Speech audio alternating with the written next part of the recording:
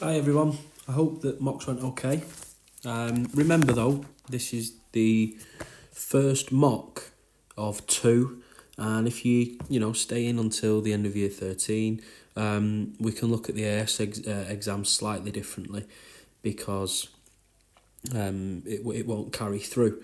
So remember, this is your first formal effort. So if you've not quite got the grade that you expect at the minute, then it's not the time to panic. I'm not saying that because I've marked them and they're terrible. I'm saying this before I've marked them. It's Sunday morning.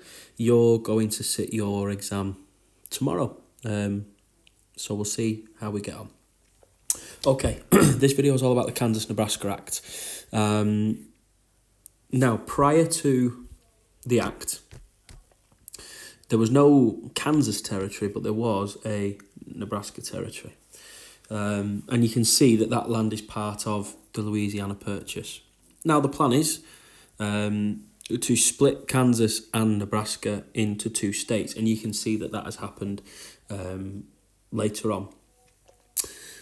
Nebraska is too northern, too dry, to be suited to agricultural slavery, but there is the possibility in Kansas. So to some, this is an attempt to protect and extend the institution of slavery. But before we talk too much about the Act, we need to set it amongst the context of the time. And this little piece of land is so important. Now, the Gadsden Purchase, you will have notes on already, but the Gadsden Purchase was made in 1854. Or it was eventually signed into law in 1854, I should say. The US pays Mexico $10 million for such a small piece of land. It's only 29,000 square miles. It's roughly the size of Scotland. It's a big cost when you consider that areas like the Louisiana Purchase were done at a much cheaper sort of price per acre. It's a huge price to pay. The final agreement that is made is that the US will pay the Mexicans $15 million. $15 million for that. Originally, what is 45,000 square miles, but it's the Senate that revises it and cuts the purchase area down to 29,000 miles in April of 1854. The Kansas-Nebraska Act passes in May. So the wider point that I'm trying to make is that these two things are very much linked. And there's a key reason for that. The reason is that there is a competition for a transcontinental railway. And there is the possibility that railway linking the east and west coast could be across the south, and the Gadsden Purchase would allow a southern transcontinental railway right through Texas, across the newly acquired Gadsden Purchase and into California. Stephen Douglas is quite keen for a northern transcontinental railway, and he therefore is going to use the Kansas-Nebraska Act to try and get that to happen. The reason he is so keen for a transcontinental railway is it would, in theory, travel through his home state of Illinois. So I'll just put him in his home state there. So there's very much selfish reasons for wanting this northern railway. And so Douglas becomes the key advocate of the Kansas-Nebraska bill. The wider point, as well as the selfish reason, is that Douglas is seeing himself as a compromiser. He's very much wedded to this idea of popular sovereignty as well. I will also add, you can see President Pierce's has popped up there. Let's try and put him as close to DC as we can. President Pierce is supportive of Douglas's bill as well. The key thing for Douglas is to get the support of Southerners. And the original attitude of the South was one of opposition. But two things change. First of all, Douglas advocates popular sovereignty, which means that settlers can decide on the slavery issue themselves, and that makes Southerners happier, mostly because of the Northern reaction. The Northerners in Congress are viewing popular sovereignty as a way of extending slavery further north, and in the time of sectional opposition between North and South, Southerners in Congress saw the Northern reaction and thought that it must be a good thing for the South. Now, the bill. It does pass on May the 30th, 1854. 90% of Southerners are in favour of the bill. And I'll just make a note of that as we go. So, 90% of Southerners supported the bill in Congress. In the North, only 64% of Northerners voted against. So there is a split between Northern politicians, and I'll explain why in just a little bit. But generally, the South is in support. Now, all Southern Democrats and almost all Southern Whigs vote in favour. So that's why 90% of Southerners are in favour. All Northern Whigs opposed the bill. And Northern Democrats were split. Now, the big issue in American politics is that the Whig Party is on life support. We've seen how it did disastrously in the previous election. And the Kansas-Nebraska Act is going to be the final nail in the coffin for that party. Now, I know I said that the 1850 Compromise effectively ended the Missouri Compromise. I suppose that is finalised in the Kansas-Nebraska Act. There is no mention of the 3630 line, but popular sovereignty has now been placed into law, and so the 3630 is going to be disregarded. What it does is it revives sectional tension between North and South. We can see the splits in the Northern Democrats and the split between North and Southern Whigs. And it is going to be the end of the Whig Party. We're going to see new parties emerge in its place. And the key thing from all of this is the conflict in Kansas. We are going to see a mini civil war of sorts within the state of Kansas, and it will be referred to as Bleeding Kansas. I'm going to talk a little bit about that in this video as well. For me, this bill is possibly the most important piece of legislation prior to the Civil War, because the age of compromise is over. After the passage of the Act, it seems quite insensitive considering, with the benefit of hindsight, we know the blood that was spilt in Kansas after the Act. But in Congress, it's seen very much as a competition. Now, William Seward, Senator for New York, used that exact phrase in a speech in the Senate. He referred to it as a competition for the virgin soil of Kansas. And he said, "May God grant victory to those in stronger, both in numbers and as they are in right." So basically, this northern senator has embraced the competition element of popular sovereignty.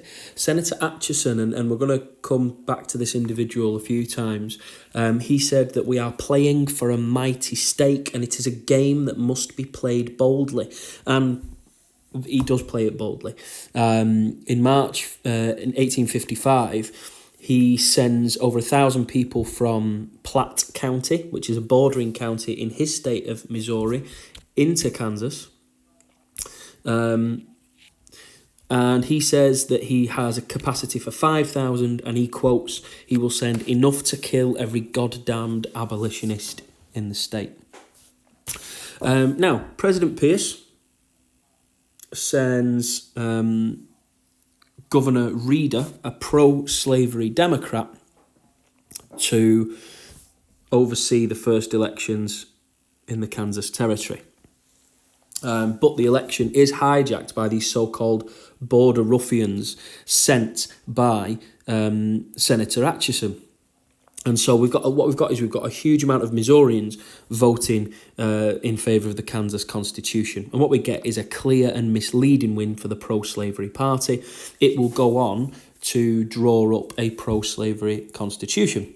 And what has already happened is that the early reputation of popular sovereignty has been tarnished.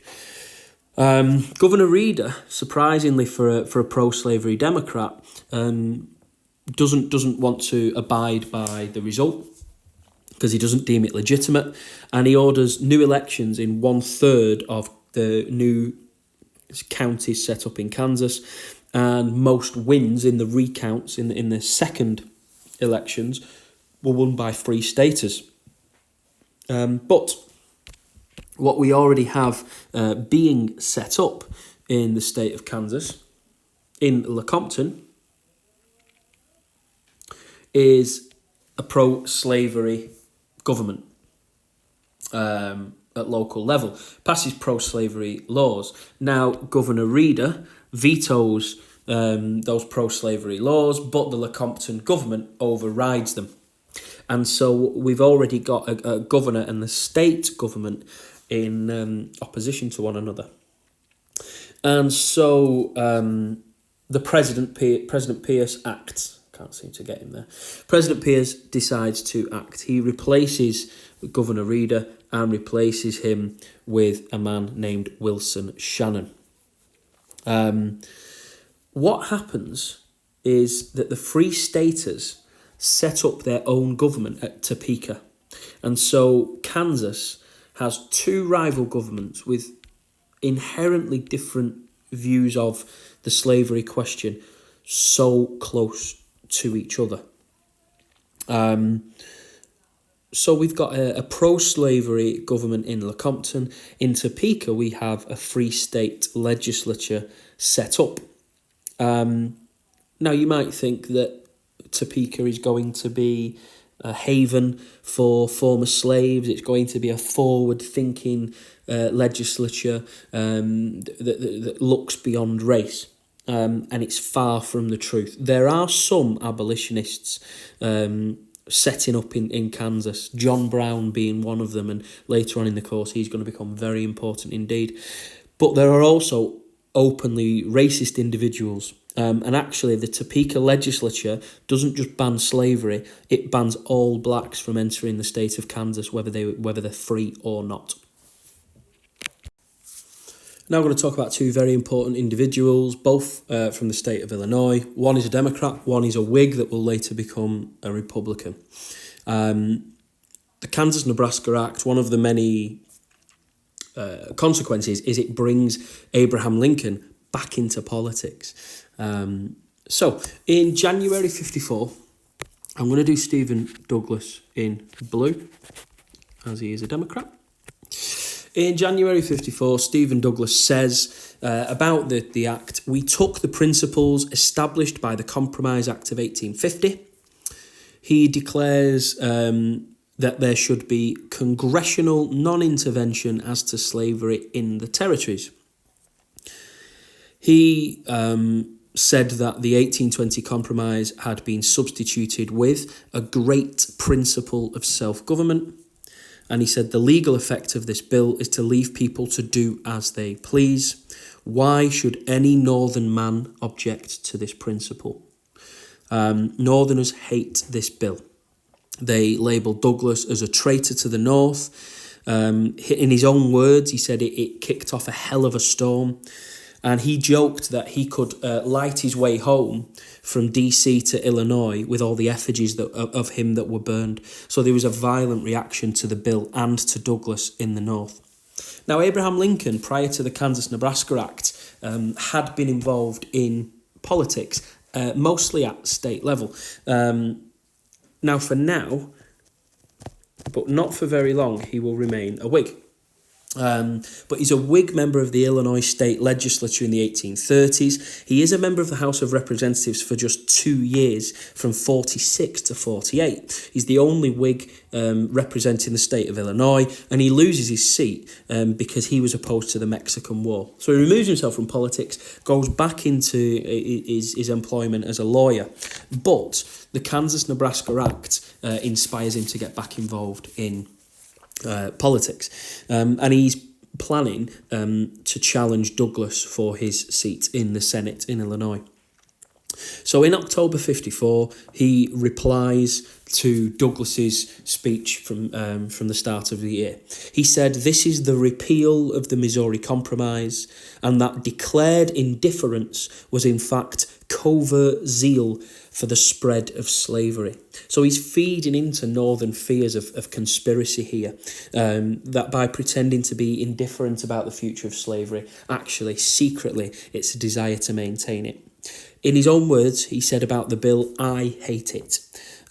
He says, "If the Negro is a man, is it not to that extent a total destruction of self-government to say that he too shall not govern himself?"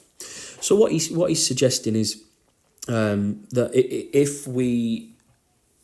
if we instill popular sovereignty, then what we are saying is that black people are not of equal human worth, because that isn't self-government. And what he's basically saying is it's self-government for whites only. And he does go on to say that later on. He says, when he, referring to the white man, governs himself and also governs another man, that is despotism. So, he's making the moral case for opposing the bill. He says, no man is good enough to govern another man without that other's consent. Feeling prosperity, we forget right. Liberty as a principle, we have ceased to revere. And so, again, one thing he's saying is he's saying that greed has superseded the idea of liberty. And that is a dig at Douglas there and his plan to have a transcontinental railroad throughout the state. The great irony being is that the railroad is built, but it is built by President Lincoln during the Civil War and funded by a Republican Congress. And he almost ends his speech, Lincoln, by saying, let us readopt the Declaration of Independence. And there he's referring to, we hold these truths to be self-evident, that all men are created equal. In the 1854 midterms, and Lincoln is talking just prior to those, the Democrats do terribly, particularly in the North. They only win 23 seats in the free states. This is a backlash to the Kansas-Nebraska Act. And very rapidly, the Democrats are becoming a party only of the South. The Whigs don't benefit. And the reason the Whigs don't benefit is they're divided over the Kansas-Nebraska Act between Northern and Southern Whigs. There's a division over immigration, which we'll come over to in just a minute, and to Catholicism and the supposed growth of Catholic immigration, but also of priests and Catholic churches. And what that leads to is the growth of two parties. The first of which is the Know Nothing Party, which will later rebrand itself. And secondly, we've got the Republican Party, which is actually formed in the state of Wisconsin. So what happens with the decline of the Whigs? Two alternatives emerge, and there's a reason for that. They are two very different reactions to the fall of the Whigs. So the Whigs have generally been pro-Catholic because they wanted to attract the votes of Irish and German immigrants.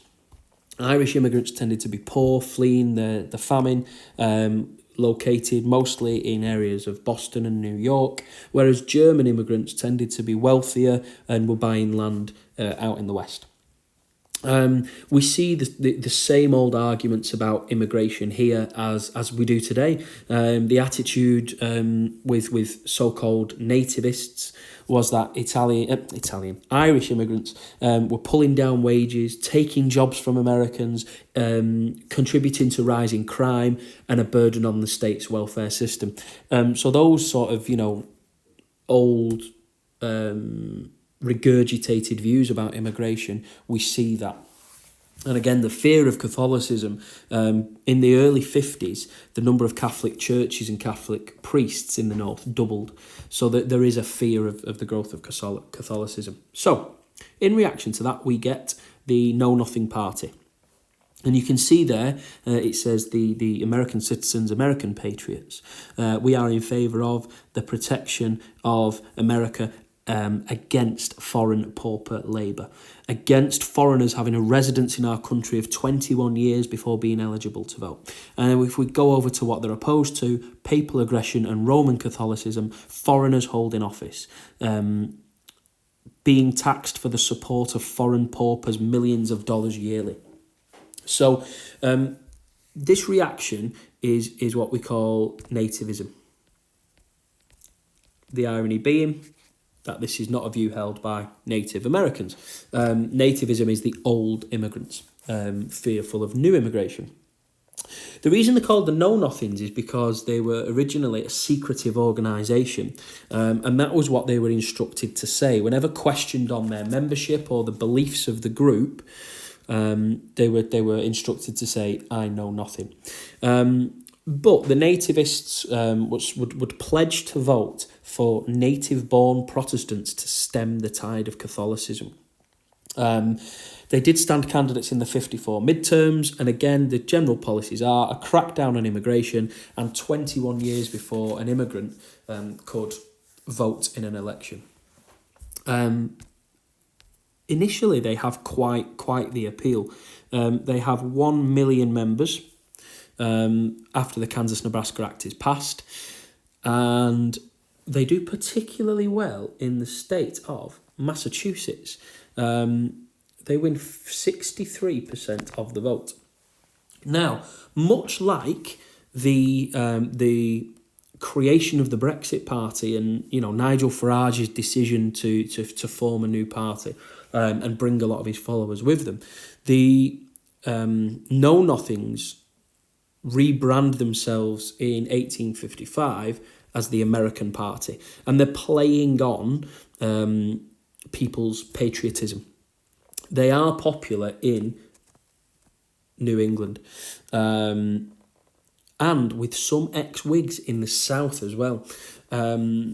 So those that are fearful of immigration but also are tired of the Whigs, the Know Nothings sort of emerge as a short-term alternative.